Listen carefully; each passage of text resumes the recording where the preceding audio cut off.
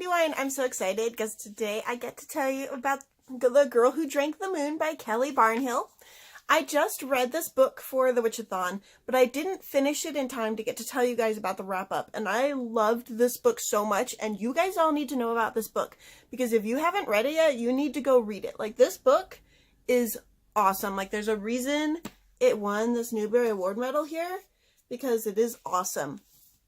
So, the basic plot of the book, there's this town called the Protectorate, and every year for the last 500 years, they have been sacrificing their youngest child who are in the village. Usually they're newborn babies-ish, but they take them into the forest and they leave them in the circle of 5 trees for the evil witch of the woods to come and kill. And they've been, like I said, they've been doing this for 500 years. And they think that if they don't leave this baby for the witch, then she's going to come and she's going to destroy their entire village. And there's some guys called the elders that are usually the ones that come and take the babies. And they don't actually believe there's a witch. They're just doing it to maintain control of the Protectorate.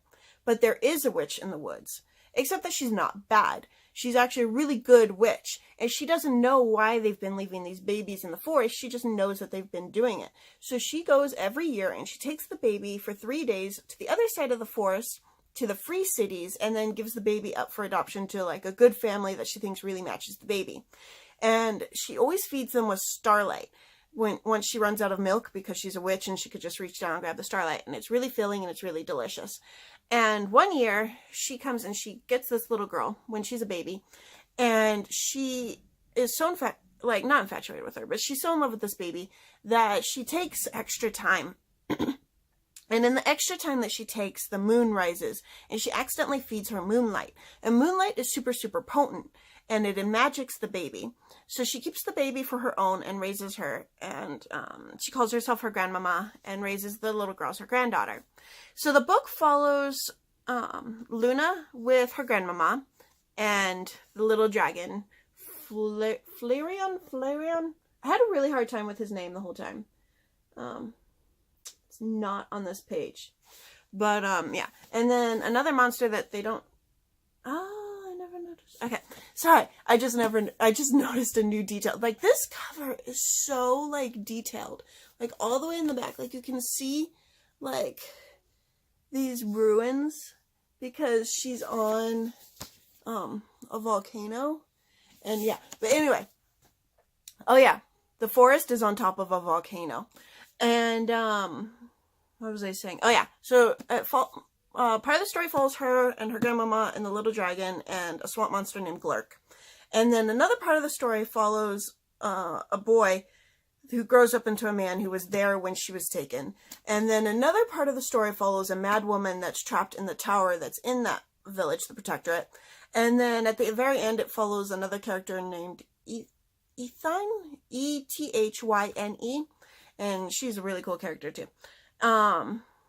And so it, like, because they're all in different locations, it kind of, like, each chapter's, like, well, even in between chapters, like, you know, they have those really cool little separated things, we'll focus on different characters.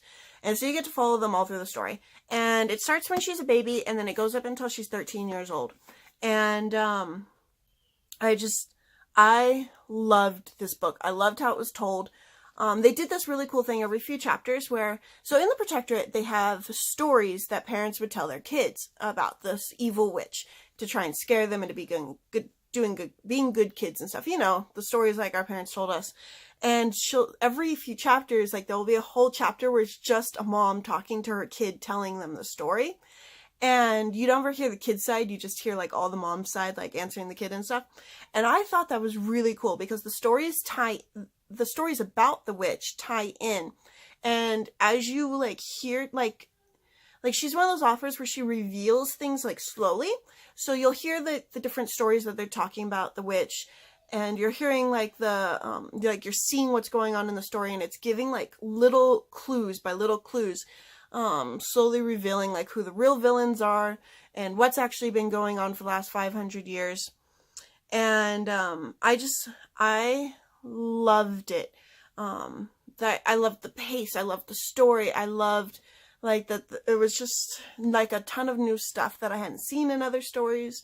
I want to go check out all of her other books now because I loved this book so much and I loved the way it was told, and I'm curious to see if her other books were like the same writing style, because if they are, then I definitely want to read those. This is just, I loved this book. I cannot say that enough. Like, this book was so awesome. And all of you that have read the book, I'm sure you agree with me, and you could tell them too that this book is awesome and everybody needs to go read it. But I love it. They have this quote on the back, and it says, "There is magic in starlight, of course. This is well known. Moonlight, however, is a different story. Moonlight is magic. And ask anyone you like." And so that's how she got some magic. But I wanted to share with you guys my favorite quote from the entire book. It's actually at the end. For most of the book, I was like so pulled in and so like action-packed that I didn't get a chance to stop and think about what my favorite quote was.